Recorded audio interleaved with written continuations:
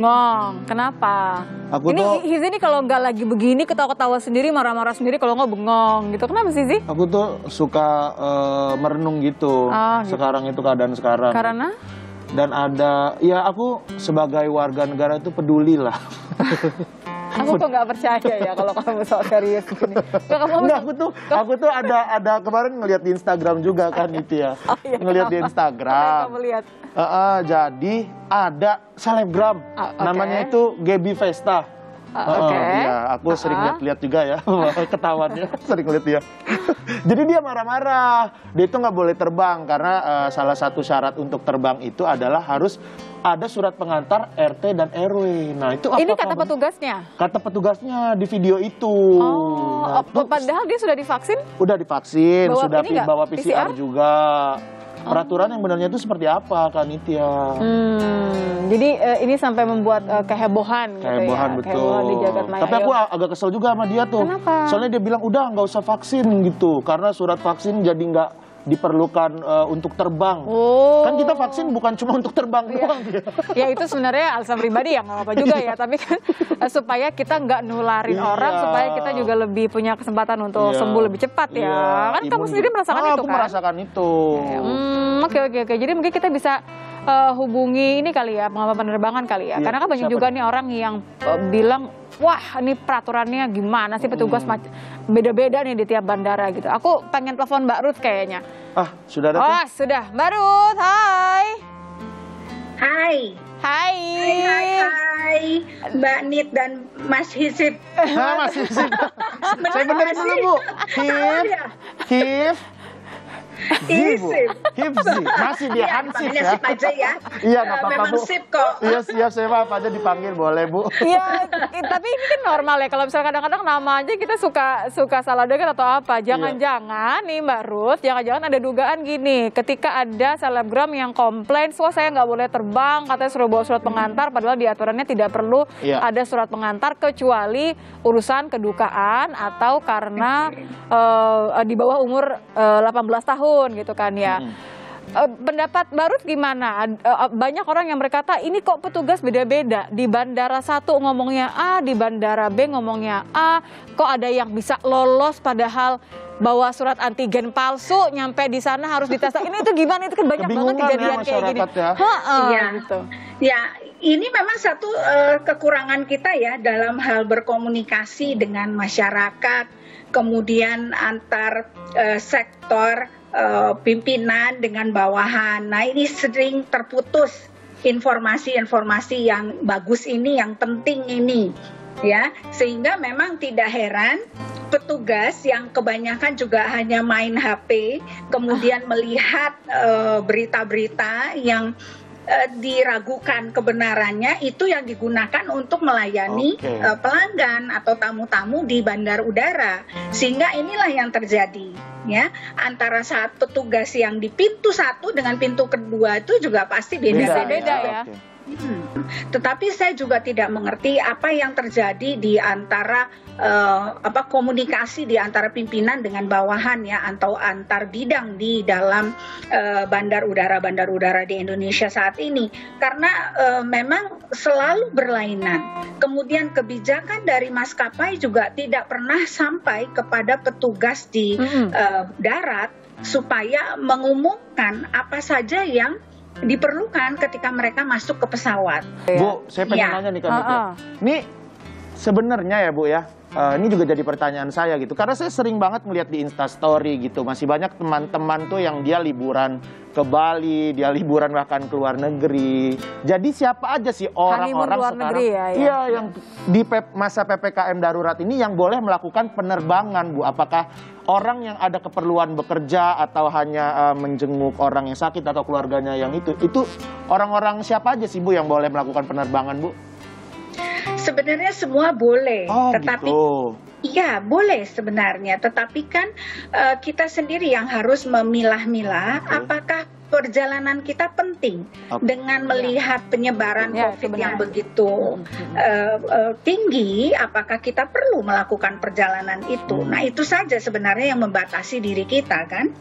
Ya, karena memang tidak cukup kalau hanya mengandalkan aturan, tapi bagaimana warga orang yang memang kesadaran juga ya. Betul, kalau cuma pengen makan gudeg di Jogja, mending nggak usah ya. Pesan aja online di Jakarta bisa ya.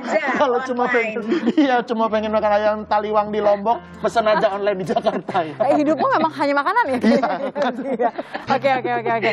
Nggak berhenti nih orang-orang mengakali aturan-aturan ini. Iya, tapi ada juga sih, Zi, ada juga orang yang akhirnya mengakali aturan, misalnya sebuah coffee shop yang dia menempatkan atau memasang harga lebih tinggi kalau yang beli adalah ASN atau misalnya pekerja yang memang punya gaji tetap gitu. Alasannya apa? Karena ternyata ya kasihan dong orang-orang yang memang pekerja harian misalnya gitu. Ini bentuk kritik juga. Bentuk kritik juga sebenarnya. Kita juga pengen lihat bagaimana sebenarnya dari sisi pedagang, misalnya kita akan ngobrol. Terima kasih Mbak Ruth sudah ngobrol-ngobrol bareng Nitya dan juga Hizi. Kita pengen dengarkan juga bagaimana suara hati para pedagang kalau begitu ya. Kita sapa Pak Purwadi and the gang ini karena ada Halo Pak Purwadi. Halo. Pak Purwadi, sehat ya. Pak? Alhamdulillah sehat. Alhamdulillah sehat. Masih sehat. Pak, kemarin sempat ramai yang paguyuban ngibarin bendera putih. Betul. Bendera putih ini kan bisa diartikan sebagai menyerah, menyerah sudah tidak bisa melanjutkan lagi. Segitu parahkah kondisi berarti sekarang di sana? Ya, simbol bendera putih memang bendera menyerah. Pedagang PKL Cikapundung memang sebelum adanya PPKM darurat juga sudah terdampak. Karena apa? Karena pas di Jalan Asia Afrika yang akses masuk ke Jalan Cikapundung Barat itu ditutup jam 6 sore. Itu sebelum PPKM darurat loh. Iya, jam malam ya waktu itu masih bahasanya ya. Iya, dari jam. Jadi dari 104 pedagang kuliner itu ya memang berat sekali untuk semua. Kalau dibilang kalau gulung tikar mungkin lah. Soalnya saya aja yang masih jualan itu 95% menurun hanya mengandalkan online. Itu juga online akses masuk untuk ke Cikapundung Barat itu sangat sulit, sangat sulit, tidak bisa karena penyekatannya di Jalan ABC, di Pasar Baru, Jalan Otista, di semua akses menuju ke Cikapundung Barat ini ditutup gitu ya? Ditutup. Jadi sulit ya online juga ya? Sulit, online sulit. Berarti kalau misalnya pun online pun gimana kondisinya? Misalnya akhir-akhir ini bagaimana? Masihkah ada orderan datang? Masihkah ada orang yang datang untuk membeli? Karena kan banyak ya yang jualan ini kan banyak sekali gitu. Sekarang berarti mulai PPKM darurat itu sudah pada tutup semua.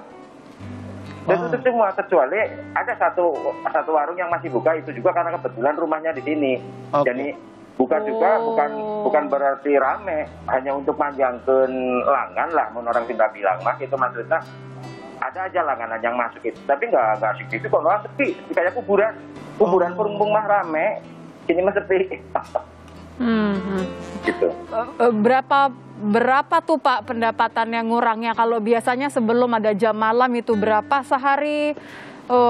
Kalau sekarang jadi berapa? Itu penurunan itu ya, yang saya dengar yang masih jualan itu 90%. 90% penurunan omsetnya? Omsetnya, yang tadinya contoh misalkan yang 100.000 cuma dapat 10.000. Itu banyak yang terdampak loh, dari tukang parkir, bahkan tukang maaf yang minta-minta juga nggak ada pemasukan sama sekali karena memang suasana sepi.